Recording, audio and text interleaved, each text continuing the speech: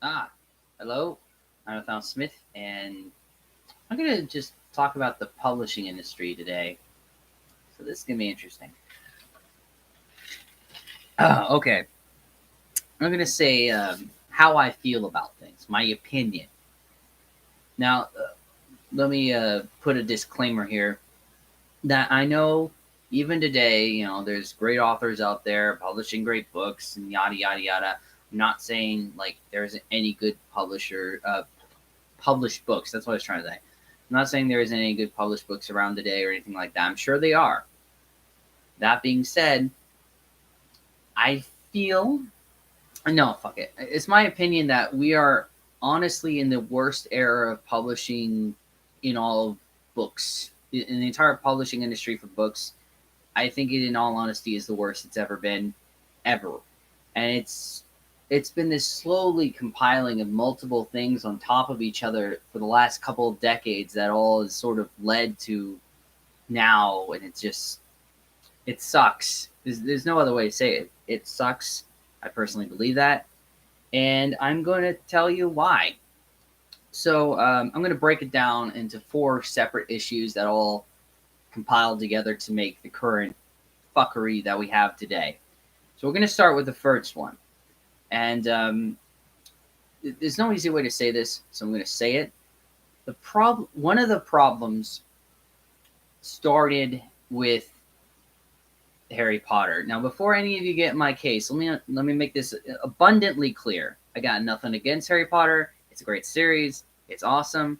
Got nothing against it. I'm not even criticizing Harry Potter itself. Okay, I am not criticizing Harry Potter right now. But there is a sort of before and after with the way reading was done in most cases. That's really, there's no other way to say it. It started with Harry Potter. If it wasn't Harry Potter, I'm sure some other series would have started the same trend. It was inevitable because I feel like it was really mostly caused by just the changes in the publishing industry due to the new technologies that were coming in with like the internet and stuff. Before ebooks, I know Harry Potter came out, but still, there's a shift that did occur, and it started with Harry Potter, and there's just no denying that. Okay, but it's not Harry Potter's fault. I don't blame Harry Potter. It's a fucking awesome series. You know, nothing against it. It's just the problem. One of the problems, just one of them, started here, and this is what happened. This is the problem. Okay, it's the way books were read by the readers, and it started with Harry Potter. Uh, Let me explain. Okay, yes, I know. There's always been sort of a hype train for books. I know there's always been a love for like new books or stories written by authors that have existed for eons. I know stuff like that has always existed. I know there's been books that have kind of written like blockbuster books, if you will, like the Crichtons and Stephen King's and such. I know that, but that doesn't change the fact of how the hype train, if you will, changed and started to dominate more than it ever had. Again, starting with Harry Potter. It, this is how people used to read books back in the day before Harry Potter, okay? You go to a bookstore or a library or a Goodwill or whatever you prefer. You go to a bookstore and you would just browse. You would just browse the books. You browse the books, found books that piqued your interest, and then you would buy them and read them and hopefully enjoyed them. That is how people have read and bought books for years. Okay, this is how people read books since the beginning of time, and I feel like, especially with me, I feel like I'm one of the last that reads in this sort of browsing sense of just looking through a bookstore, finding books that pique my interest, and giving it a shot. Um, because what happened after Harry Potter was the exact opposite. It became more focused on the most recent releases, and remember this because we're going to get back to this, okay? But there became more focus on the most recent releases and looking for the most, you know, out of the most recent releases, looking for the books that you're the most hyped for, and then buying those books. Okay, this became the new way of reading, And you know it's true. You've seen it on a lot of booktube channels. It's the way a lot of readers have read. And yes, there is a problem with this. We're going to get to that. Just keep this in mind because we're going to get to that towards the end here of this video if we ever get there. But yeah, this is the great shift that occurred with Harry Potter, focusing on the most recent releases and reading the most recent releases books over just browsing. The old method of reading, the old school method of reading compared to the new. So this was problem one. And then we get to the second problem. The fan fiction effects. Again, I got nothing against fan fiction itself. You know, we all got to start somewhere, and I'm sure every writer today has, you know, started their writing with fan fiction. But the problem is not fan fiction itself, it's the precedence of staying in that sort of fan fiction style of writing, which is, to put it in no other terms, it's shit. Okay? Most fan fiction is written like shit. It's very cookie cutter in the way that it's worded and the way that the literature is structured. It's cheap. There's no other way to say it. It's a cheap form of literature. You know, literature with words can have the words in a book or a novel or whatever. It can have rhythm. It can have rhyme. It can have structure. And I feel more and more and more and more as we progress with this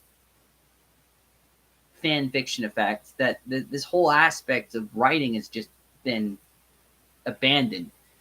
And it's insane to me because it's declined the quality of writing itself.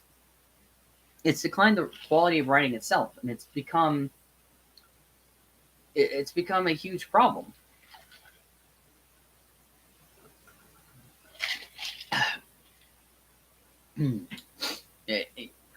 There's no other way to put it. Like, the sort of books that are getting published today would have never been published 10, 20 years ago, because back then we had standards of what a good book was supposed to be, whereas now we almost have none. And almost anything goes. As long as it sells in a popular trend. You don't need to be a good writer to write some schmutt romance book of some sort, especially if it fits into a YA. So yes, this is another problem. And I know there's always been the sort of like trash books, again, that have existed since beforehand. I'm not saying it hasn't.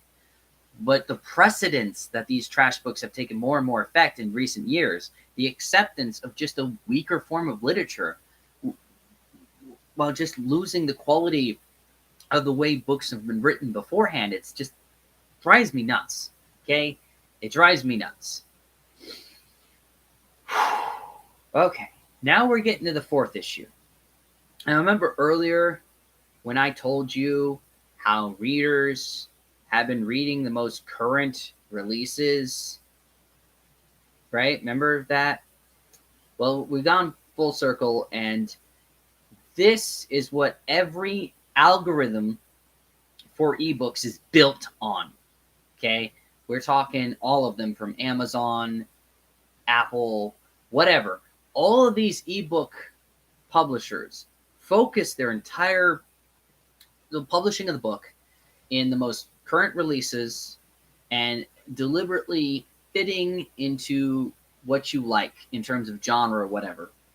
What this means is the only books that get the limelight are either the most current releases or republications of established classics, meaning that anything